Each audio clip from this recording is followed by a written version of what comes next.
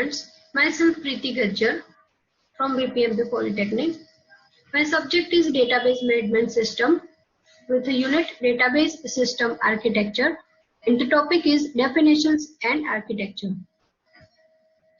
Objectives. After watching this video, you will be able to learn about schemas, sub-schemas and instance, 3-level ANSI Spark database architecture having internal level, conceptual level and external level, and advantages of 3-tier architecture.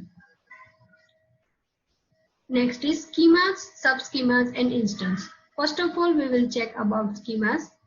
The definition is the plan or formulation of database is known as a schema. Whenever we want to create any database, we want to first design that database. We want to first formulate that database. So that design and that particular plan is known as a schema. For example, if any architecture want to build anything, then he or she needs to design that on that page, and it is known as a plan. So when we want to create any database, we want to plan that database first, and that plan or that design is known as a schemas. Next is the instance. Instance means when the schema framework is filled in the data item values or the contents of the database at any point of time, or we can say a current content, it is referred to as instance of a database. That means in database, whenever we're doing any operation like add, modify, delete or anything, or retrieving anything, at that particular moment, whatever the task is going on is known as an instance. For example, you have a schema of product table and you are adding one record in a product table. In example, product ID is P_101, product description is computer and amount is 25,000. So when we add this record in product schema at that particular time is known as an instance of that database. 3-level ANSI Spark database architecture. First level is internal level, or we can say physical level. Second level is conceptual level or logical level. Third level is external level or view level. In first level, it means in internal or physical level, it describes how a record is stored.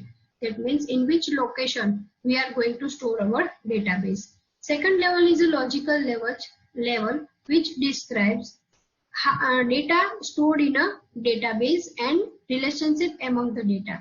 That means whatever the size, whatever the type of the data and whatever the relationship among those data are decided in a logical level. For example, our type customer, the record is like customer underscore ID, customer name, customer street and customer city. So these are our attributes and we are deciding to take as a string data type. That means we want to enter alphabets in those records. So these are the logical concept, which is considered as a conceptual level, or we can say logical level. And the last one is the external level or view level. In this level, application programs hide details of data types. Views can also hide information such as an employee's salary for security purpose. External level or view level, application programs hide details of data types. That means whenever user want to view or user want to access those data, they are performing some operations for displaying those data. At that time, the logical concepts are hide behind the external level. For example, we want to see the salary of employee. At that time, from the employee table, we have so many attributes, but only the salary attributes is displayed. And it is for security purpose.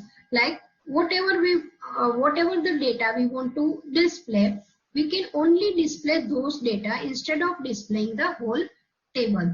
So using figure, we can again check these 3 different levels. You can see the figure of 3-level ANSI Spark database architecture here. 3 different levels are shown: internal level, conceptual level and external level. In the figure below, there is a database and it is connected with the internal schema where our actual physical records are stored. This internal schema is connected with a logical, or we can say conceptual schema, where we design our records or where we design our database in which way they are going to store. And the third level is external level, which is used by the end users, or we can say developers or programmers, which are used this data in a different way. Like user 1 wants to see the data of employee salary, user 2 want to see the project details of employee, and user 3 want to see the list of all employees. So these are the different kinds of views for the end users. They are all using the same table but in a different manner. So these are the three different concepts, or we can say level, for the three-tier ANSYS Spark database architecture. Here our data are stored in a database, and this is stored in a server side. So it is our server, and whenever our end users are using those data, it is known as a client side. And our conceptual level is our logical level, and it is used by application program. So we have three different kinds of components in this database architecture, like client, application program, and server. So that's why it is known as a three-level ANSYS Spark database architecture. Now the advantages of three-tier architecture are: the main objective is to isolate each user's view of the database from the way the database is physically stored. That means physically wherever the data is stored, but whenever the users are going to access those data, their views are different, their displays are different, their needs or requirements are different. So they can share the same database in their own perspective view. Now the first advantage is each user is able to access same data but have different customized view. Each user can change the way to view the data, and that change does not affect other users' same database. So that means when one database is used by more than one users, and one of them user is going to change anything, then other users' data is not affected by that change. Third is users' interaction with the database is independent of physical data storage. That means whenever the user are using the database, they are not actually using those physical data.